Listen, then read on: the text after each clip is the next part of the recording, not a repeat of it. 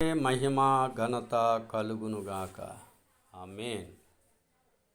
ఇది పరిశుద్ధుడు అయిన మా తండ్రి, మా గ్రామము గ్రామస్తులు, అధికారులు, నాయకులను, దేశ నాయకులు, రాజులు, ప్రతి అధికారిని మీరు ఆశీర్వదించి మంచి పరిపాలన చేయడం కృప దయచేయండి. దేశ జనాంగం అంతటిని ఆశించమని యేసుక్రీస్తు నామములో అడుగుచున్నా పరమ తండ్రి.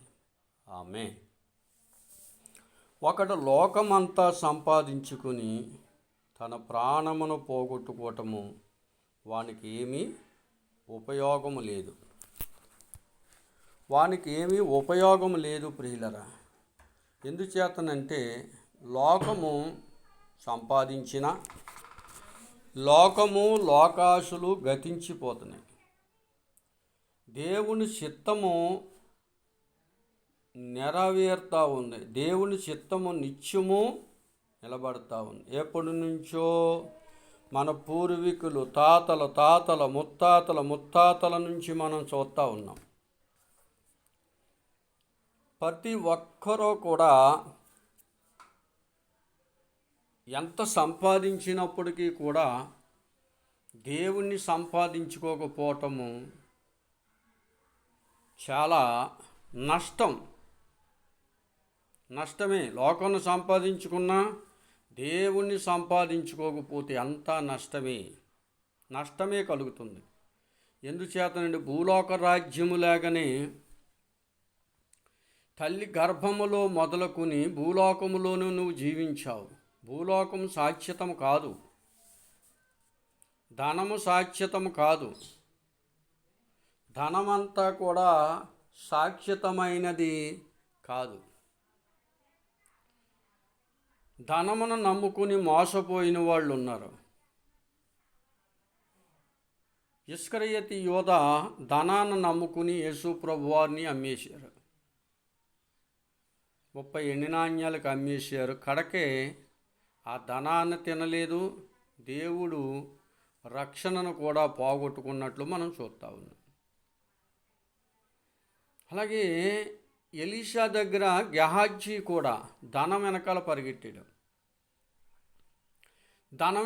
పరిగెట్టి ధనాన్ని పొందుకోవటానికి చూశాడు. దుత్తులు పొందుకోవటానికి, బట్టలు, ధనం.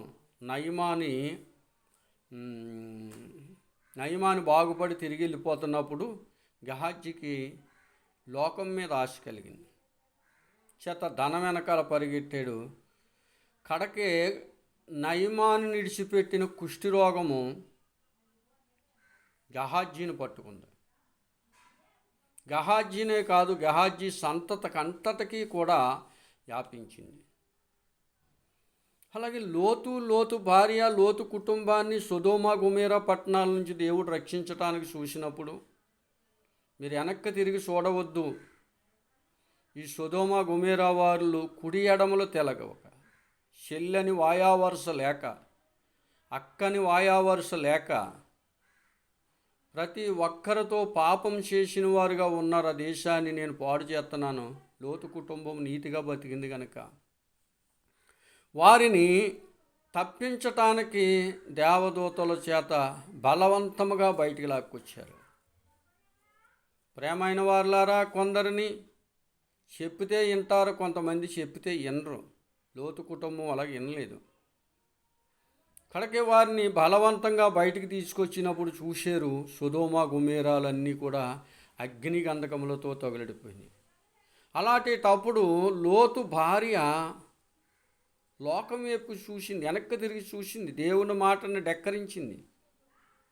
మీరు వెనక్కి తిరిగి చూడొద్దు అన్నప్పుడు చూడటం మానేయాలి. దేవుని మాట ఒక ఆజ్ఞ. చూడొద్దంటేనే చూస్తేనే పాపమా? చూస్తేనే పాపం. దేవుని మాట ఆజ్ఞ అతిక్రమమే పాపము. లోకము వైపుకు చూసి తన ప్రాణాన్ని పోగొట్టుకుంది. సొదొమ గొమొర్రాలు ఎంతో సంపాదించి ఉండొచ్చు వారు. ఆ లోకం సంపాదించుకున్న ఆర్తి కొరకు, లేకపోతే మరి ఎందుకు చూసిందో ఉక్కి స్తంభం అయిపోయింది పిల్లలు. లోకాశలు గతించిపోతున్నాయి, కానీ దేవుని చిత్తము నిరంతరము నిలుస్తుంది. మనం ఏమి సంపాదించినా దేవుణ్ణి సంపాదించకపోతే నష్టం, నష్టపోయేది మనుషుడే. దేవుణ్ణి సంపాదించకపోతే, దేవుని రక్షణ సంపాదించుకోకపోతే, దేవుని యొక్క కృపను సంపాదించుకోకపోతే, నువ్వెన్ని చేసినప్పటికీ, ఎంత సంపాదించినప్పటికీ అది అంతా కూడా వ్యర్థమే. ఈ భూలోకంలో అది నీకు సాహిత్యపడవచ్చు, కానీ ఈ భూలోకంలో అన్ని విషయంలో నీకు సాహిత్యపడొచ్చేమో కానీ నీ ప్రాణానికి, పరలోకానికి సాహిత్యపడలేదు. ప్రభువుని అంగీకరించి, ప్రభు రక్షణ తీసుకుని, ప్రభు మార్గములో నడుస్తూ నువ్వేం సంపాదించుకున్నా ప్రభును కూడా జగ్గయ్య గారు తన లోకములో ఉన్నప్పుడు వడ్డీకి వడ్డీ దారుణమైన వడ్డీలతో సంపాదించిన డబ్బంతా యేసు ఎవరో చూడాలని ఆశ కలిగాడు. యేసును చూడాలని ఆశ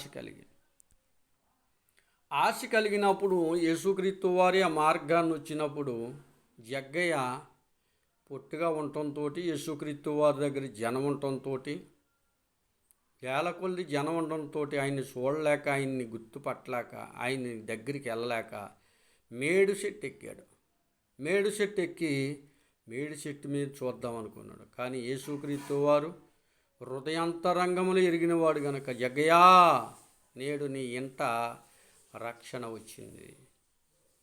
నువ్వు లోకంలో ఉన్నావు కానీ యేసును కూడా సంపాదించుకోవటానికి నువ్వు ముందుకు వచ్చావు. రక్షణ దేవుని కృపను సంపాదించుకోవటానికి నువ్వు వచ్చావు గనక.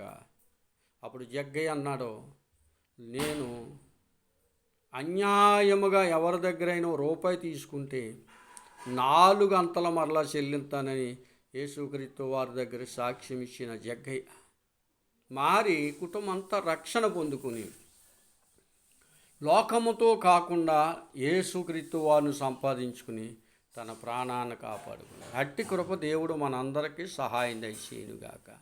మహాగణుడు తండ్రి సోత్తన వారిని ఆశీర్వదించి దీవించి మహిమను పొందుకోమని యేసుక్రీస్తు నామములో అడుగుచున్నాము పరమ తండ్రి. ఆమేన్.